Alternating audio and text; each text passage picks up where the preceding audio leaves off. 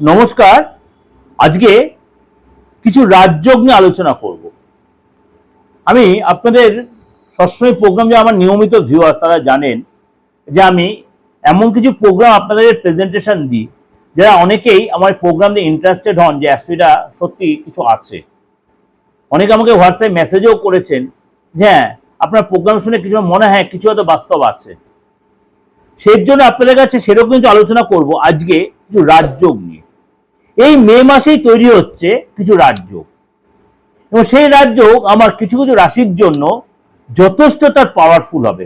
যখন কোনো যোগ তৈরি, রাজযোগ হওয়ার নেগেটিভ কোনো যোগ তৈরি হোক, সেটা 12 রাশির ক্ষেত্রে প্রভাব বিস্তার করে। 12 রাশির ক্ষেত্রে প্রভাব বিস্তার করে। এবার একাধিক রাজযোগ এই মে মাসেই তৈরি হচ্ছে। একাধিক রাজ্য কি তৈরি হচ্ছে? যেমনি আপনার বুধায়িত্ব যোগ তৈরি হচ্ছে, যেমনি রুচক রাজযোগ তৈরি হচ্ছে, বুধায়িত্ব যোগ তৈরি হচ্ছে, গজকেশরী যোগ তৈরি হচ্ছে, লক্ষ্মীনারায়ণ যোগ তৈরি হচ্ছে। এই যে যোগগুলো আপনার জন্য কি প্রভাব বিস্তার করছে? এতগুলো যে রাজযোগ, শক্তিশালী রাজযোগ, প্রত্যেকটা শক্তিশালী। কবে কবে কি রাজযোগ তৈরি হচ্ছে চলুন তো একটু আলোচনা করে নিই। প্রথমেই বলি, 12 রাশির জন্য যে এই যে আর্থিক স্থিতি ভালো হবে, কেরিয়ারের ক্ষেত্রে ভালো হবে। আপনার মনে করুন মানে এই যে মালব্য যোগ, ভদ্র যোগ, লক্ষ্মীনারায়ণ যোগ, এই যে যোগগুলো প্রত্যেকটা রাশির ক্ষেত্রে কিন্তু তার প্রভাব বিস্তার করবে। তা কোন সময় কোন যোগটা তৈরি হচ্ছে একটু চলুন তাহলে আলোচনা করি। প্রথমে বলি 11ই মে। 11ই মে মেষের রাশিতে প্রবেশ করবে আপনার হচ্ছে মঙ্গল, যেটা অলরেডি আপনাদের প্রোগ্রাম দিয়েছি। মঙ্গল যখন তার নিজ রাশিতে প্রবেশ করবে তখন সে রুচক রাজযোগ তৈরি হবে। 11ই মে মঙ্গল যখন নিজ রাশি মেষ রাশিতে প্রবেশ করে তখন রুচক রাজযোগ তৈরি হবে। সূর্য আর বুধ যখন জুতি তৈরি করে আপনার এই মেষ রাশিতে জুতি তৈরি করেছে, তখন বুধায়িত্ব রাজযোগ তৈরি হচ্ছে। সূর্য আর বুধ একই সাথে পাওয়ারফুল বুধায়িত্ব যোগ তৈরি হচ্ছে। চন্দ্র গুরু একসাথে যখন জুতি তৈরি করছে, চন্দ্র যখন মিথুন রাশি থেকে গুরুর সাথে যখন জুতি তৈরি, তখন আপনার গজকেশরী রাজযোগ তৈরি হচ্ছে। 14ই মে মালব্য রাজ্যের প্রভাব কিন্তু থাকবে 14 মে পর্যন্ত। তো এখন তো শুক্র রয়েছে আপনার বৃষ রাশিতে, মালব্য রাজযোগ তৈরি করে। 14 মে পর্যন্ত শুক্র এই বৃষ রাশিতে মালব্য রাজযোগ তৈরি করবে, এটা আমি আলোচনা করেছি অলরেডি। 29 মে বুধ তার নিজ রাশি বা আপনার মিথুন রাশিতে প্রবেশ করবে। মিথুন রাশি যখন প্রবেশ করবে 29 মে বুধ মিথুন রাশি প্রবেশ করবে, তখন ভদ্র রাজযোগ তৈরি হবে। 29 মে বুধ যখন তার নিজ রাশি মিথুন রাশিতে প্রবেশ করবে তখন সেটা ভদ্র রাজযোগ তৈরি হবে। এই দিন বুধ আর শুক্র দুজনে জুতি তৈরি করে লক্ষ্মীনারায়ণ রাজযোগ তৈরি হবে। তাহলে 14ই মে পরে যখন শুক্র মিথুন রাশিতে প্রবেশ করছে, আর 29 মে আপনার বুধ যখন মিথুন নিজ রাশিতে তখন ভদ্র রাজযোগ তৈরি হলো, আবার শুক্র আর বুধ জুতি তৈরি করে লক্ষ্মীনারায়ণ যোগ তৈরি হলো। It's a miracle time. অর্থাৎ মে মাসে এই যে একাধিক রাজযোগ তৈরি হলো আপনার জন্য কি প্রভাব বিস্তার করছে। প্রথমে বলি, এই যে সূর্য, মঙ্গল, শুক্র, বুধ, এই যে তাদের গোচরের জন্য একাধিক রাজযোগ তৈরি হচ্ছে, আপনার রাশির জন্য কি প্রভাব। কুম্ভ রাশির ক্ষেত্রে কিন্তু আপনার ক্রিয়েটিভ ক্ষেত্রে যারা আছেন তাদের কিন্তু এই সময়, বা ডিজিটাল ক্ষেত্রে যারা আছেন, বা সোশ্যাল মিডিয়া ক্ষেত্রে যারা আছেন, তারা কিন্তু যথেষ্ট লাভদায়ক হবে। এই সময় কিন্তু আপনার শেয়ার মার্কেটে বলুন, ট্রেডিং ক্ষেত্রে বলুন, মিউচুয়াল ফান্ডের ক্ষেত্রে বলুন, এই সময় কিন্তু আপনার লাভদায়ক হবে। মনের ইচ্ছা পূরণ হবে। এই সময় কিন্তু বুঝে শুনে ইনভেস্ট যদি করতে আপনার কিন্তু সারা জীবন আপনাকে ডেভেলপ দিয়ে। এই সময় বুঝে শুনে ইনভেস্ট, বুঝে শুনে, অর্থাৎ তাড়াহুড়া করবেন না, কারোর কথা না, অবশ্যই যাচাই করে নেবেন। 5 জন সে কনসাল্ট করবে ইনভেস্ট হবে। শেয়ার মার্কেটিং বা আপনার ট্রেডিং ব্যবসায় যদি ইনভেস্ট করতে হয়, যদি আপনার নিজের অভিজ্ঞতা থাকে তো ভালো, ওয়েল অ্যান্ড গুড। যদি না থাকে সে কনসাল্ট করে ইনভেস্ট করে লাভবান হবেন। এই সময় কিন্তু আপনার মনের ইচ্ছা পূরণ, আপনার সম্পত্তির যোগ রয়েছে। এই যে আলোচনাটা করলাম, এবার আমি অন্য কোনো ট্রানজিট যখন দেব, ভালো করে শুনে নেবেন কথাটা, কারণ এখানে 12 রাশির ক্ষেত্রে প্রত্যেক ক্ষেত্রে ভালোটাই আমি বললাম। এবার অন্য কোনো ট্রানজিট দেব, মনে করুন কোনো ট্রানজিটের নেগেটিভ এফেক্ট আমি বলছি, তাহলে এই যে নেগেটিভ এফেক্টটা আপনি ঘাবড়ে গেলেন, সবাই যে কমেন্ট বক্সের মেসেজ করে পাঠালে আপনি তো ওখানে ভালো হবে, আলবাদ বলেছি ভালো হবে, কিন্তু নেগেটিভ যে এফেক্টটা বলছি ভালো করে আমি তো যেই সব গ্রহগুলো চেঞ্জ হবে তার জন্য কি কি রাজ্য তৈরি, একাধিক রাজ্য যে আপনাদের 12 রাশির ক্ষেত্রে প্রভাবটা দিচ্ছে, ভালো প্রভাব